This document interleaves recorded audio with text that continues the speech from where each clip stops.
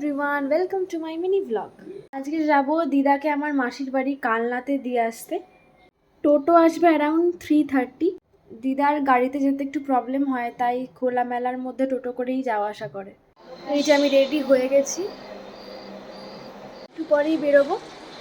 এখানে দিদা রেডি হয়ে গেছে আর আমরা সবাই টোটোতে উঠে পড়েছি যাওয়ার জন্য। দিদার কিন্তু বেশ মন খারাপ হয় এখান থেকে যাওয়ার সময়, কিন্তু কি আর করা যাবে, মাসির বাড়িতে তো যেতে হবে, ওটাও তো একটা মেয়ে। আর এই যে এখানে আমরা কালনা থেকেই মিষ্টি নিয়ে নিলাম মাসির বাড়ির জন্য, আর আমরা পৌঁছেও গেছি।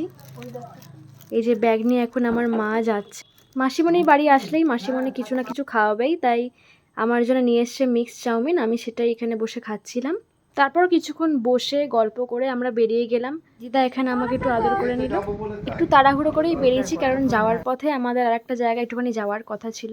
বাইরের আকাশটা দেখো কি সুন্দর লাগছিল। কোথায় গেছিলাম সেটা পরের পার্টে আসছে। টাটা।